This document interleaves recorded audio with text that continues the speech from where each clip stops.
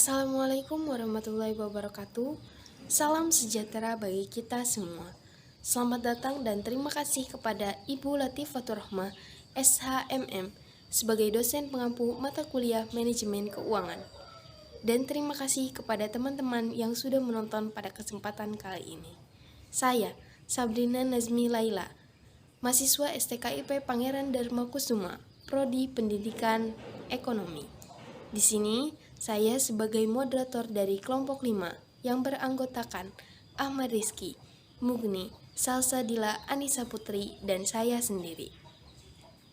Pada kesempatan kali ini, kelompok kami akan menjelaskan atau mempresentasikan apa yang telah kami pelajari dan kami susun. Sebelum itu, saya akan memberikan quotes. Anggaran atau biaya modal yang dikelola dengan baik tidak hanya mencerminkan suatu ekonomi yang baik, akan tetapi mencerminkan suatu bangsa yang baik. Maka dari itu, kelompok kami akan membahas tentang biaya modal. Itu biaya modal. Sebelum ke dalam pengertian biaya modal, di sini saya akan menjelaskan tentang modal itu sendiri.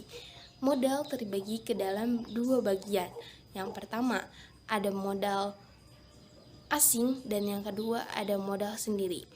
Modal asing atau modal yang didapat dari luar perusahaan atau modal eksternal. Contohnya seperti pinjaman kreditur, supplier, dan pinjaman perbankan. Jadi, pinjaman dari bank itu termasuk ke dalam modal asing atau modal dari luar perusahaan. Nah, yang kedua ada modal sendiri. Modal sendiri adalah modal yang didapatkan dari dalam perusahaan atau modal internal. Mencakup ada dua. Yang pertama, pemegang saham atau pemegang perusahaan, jadi modal dari perusahaan itu sendiri. Dan yang kedua ada laba ditahan. Nah, jadi jika suatu perusahaan mendapatkan keuntungan atau laba, itu bisa dikeluarkan dan tidak dikeluarkan. Jadi laba yang dikeluarkan itu dinamakan dengan different, sedangkan laba yang tidak dikeluarkan itu disebut dengan laba ditahan. Nah, setelah itu kita akan membahas tentang pengertian biaya modal. Apa itu biaya modal? Biaya modal adalah biaya real yang dikeluarkan oleh perusahaan untuk mendanai suatu kegiatan.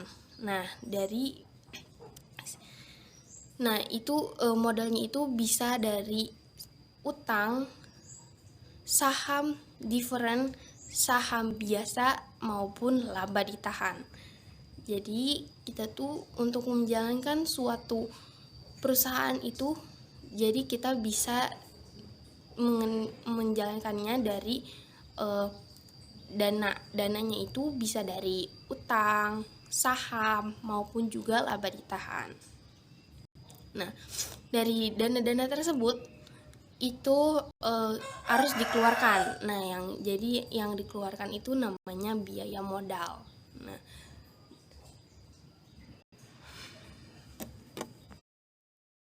Assalamualaikum warahmatullahi wabarakatuh. Sebelumnya perkenalkan, nama saya Salsa. Di sini saya akan menjelaskan materi mengenai faktor yang mempengaruhi biaya modal serta fungsi dari biaya modal. Faktor yang mempengaruhi biaya modal terbagi menjadi dua hal. Yang pertama adalah faktor yang tidak dapat dikendalikan oleh perusahaan, meliputi tingkat suku bunga beserta tarif pajak. Tingkat suku bunga terjadi jika suku bunga dalam perekonomian mengalami peningkatan, maka biaya utang juga akan meningkat karena perusahaan harus membayar pemegang obligasi dengan suku bunga yang lebih tinggi untuk memperoleh modal utang. Sedangkan tarif pajak digunakan dalam perhitungan biaya utang yang digunakan dalam WACC.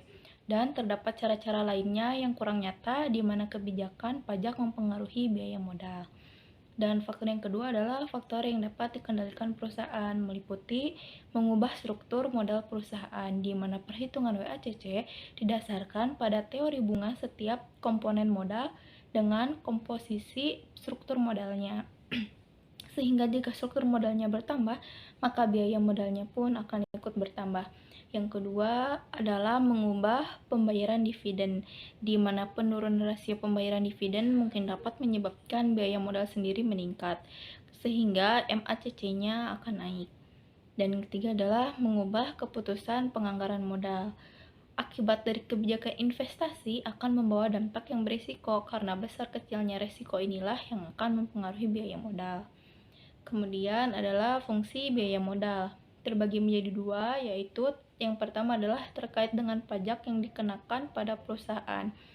Biaya modal yang dikenakan pada modal pinjaman berbeda dengan biaya modal dari modal sendiri, karena konsep yang digunakan adalah sebelum pajak dan juga setelah pajak. Sedangkan yang kedua adalah sebagai discount rate, di mana untuk menentukan diterima atau ditolaknya suatu usulan investasi, yaitu dengan membandingkan tingkat keuntungan dan usulan investasi tersebut dengan biaya modalnya. Biaya modal di sini adalah biaya modal yang menyeluruh. Contoh, jika kita menggunakan metode not present value atau profitability index untuk menentukan diterima atau ditolaknya suatu usulan investasi, maka biaya modal berfungsi sebagai discount rate yang digunakan untuk menghitung nilai sekarang dari proses dan pengeluaran investasi. Sekian pemaparan materi dari saya. Untuk materi selanjutnya akan dijelaskan oleh pemateri ketiga. Nah, selanjutnya saya akan menjelaskan tentang biaya modal individual, yang dimana biaya modal individual ini dibagi menjadi beberapa bagian.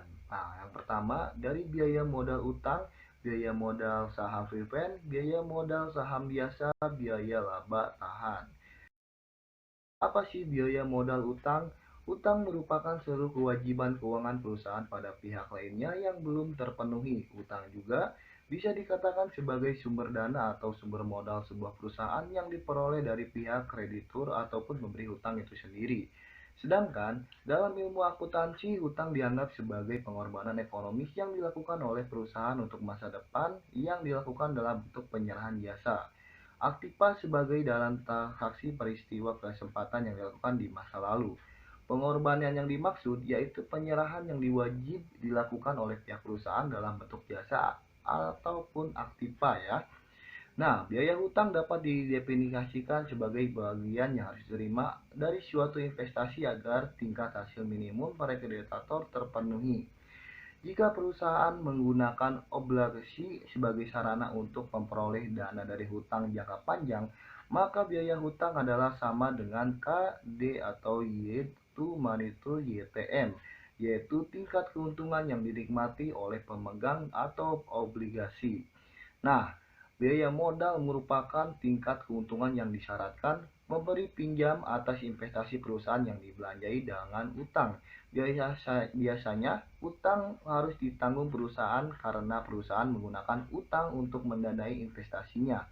Perhitungan biaya utang lebih mudah dibandingkan dengan biaya modal saham biasanya, karena biaya modal bersifat ekspresif. Nah, biaya hutang dapat dicari dengan cara satu, biaya modal dari hutang jangka pendek.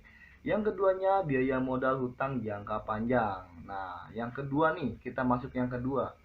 Biaya modal saham prefend merupakan biaya real yang harus dibayar jika perusahaan menggunakan dana menjual saham prefend.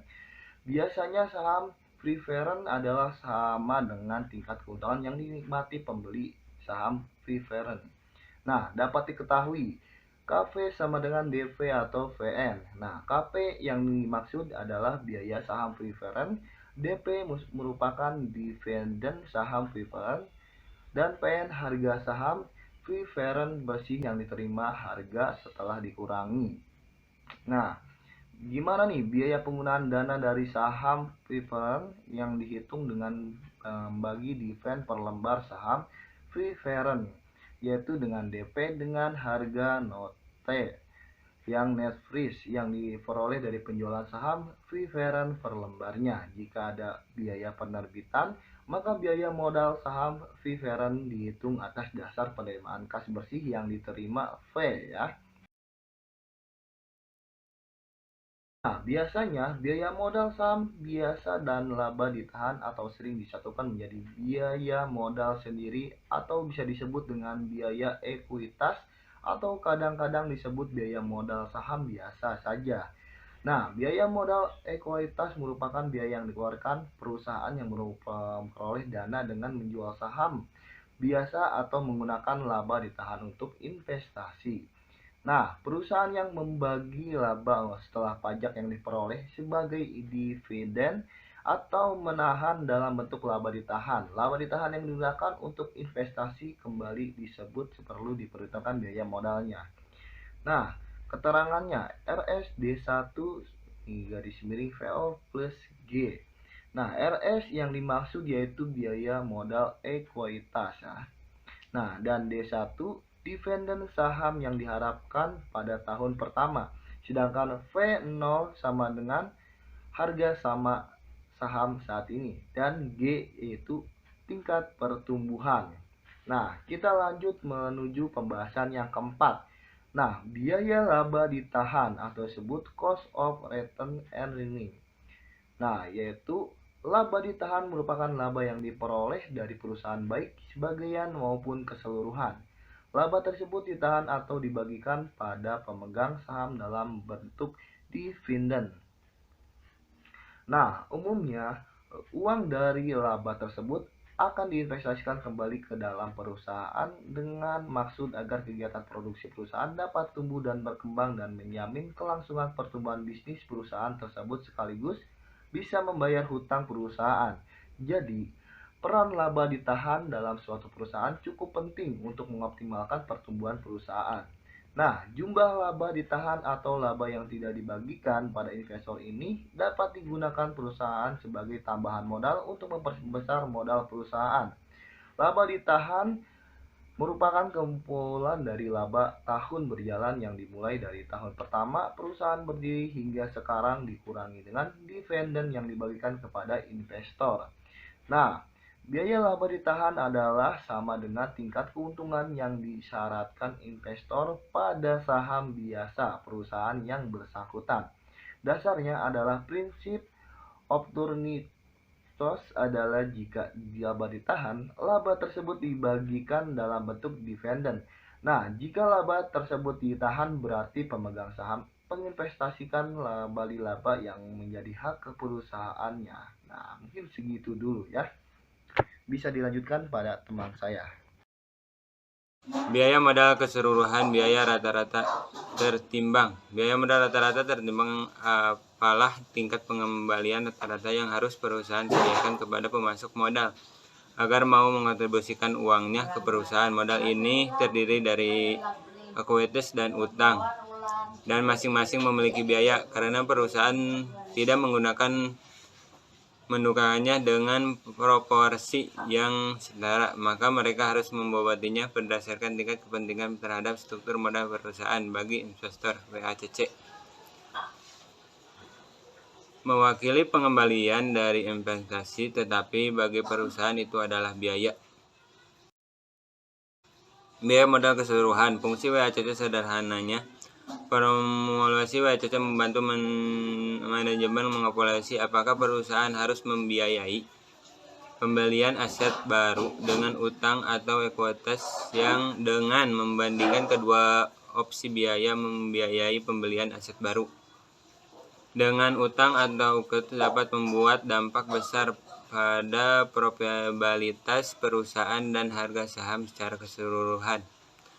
Manajemen harus menggunakan persamaan WACC untuk menyeimbangkan harga saham, ekspektasi pengembalian investor, dan total biaya pembelian aset. Eksekutif dan dewan direksi menggunakan WACC untuk menilai apakah keputusan merger berpotensi baik atau buruk. Di sisi lain, investor dan kreditor menggunakan WACC untuk mengevaluasi apakah suatu perusahaan layak diinvestasikan atau diberikan pinjaman. Persentase WACC yang tinggi mengindikasikan biaya keseluruhan pendanaan perusahaan lebih besar dan perusahaan akan memiliki lebih sedikit uang